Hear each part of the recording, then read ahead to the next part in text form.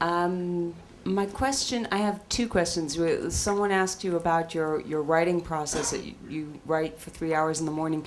Do you write a screenplay from beginning to end, or do you have some kind of structure that you write? No, I write it from beginning to end. And what I'll try to do is I write longhand so on a legal pad I'll go, goes to here, sees his mother, goes to the store, goes. So I'll have like 10 things. Of beats where he's going, gets on a horse, goes swimming, boom, boom, boom.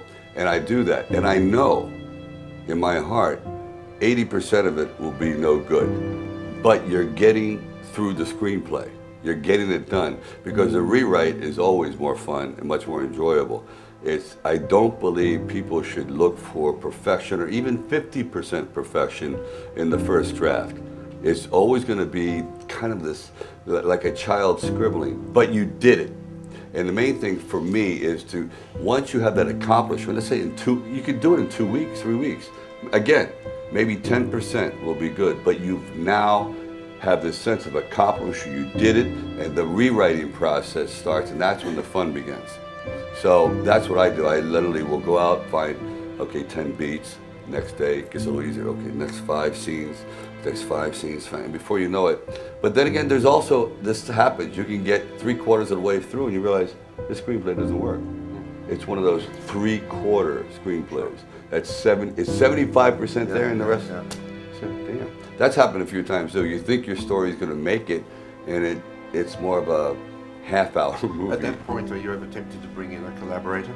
You know, I never have, but I wouldn't. That might be a good. Actually, that could be a good idea.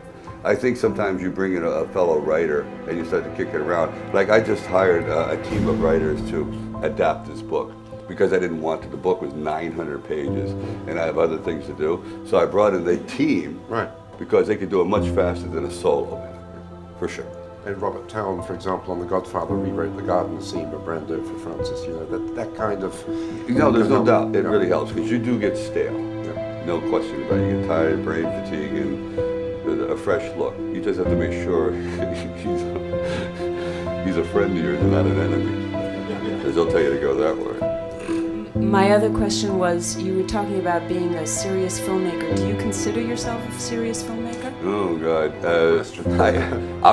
I'm serious about getting it done, you know, and trying to. But I don't consider myself serious in a way where there's a certain kind of reputation that you're very political, that you're going to do things about the human condition. So that's usually considered a serious filmmaker. Like, if you look at Scorsese, is he a serious filmmaker?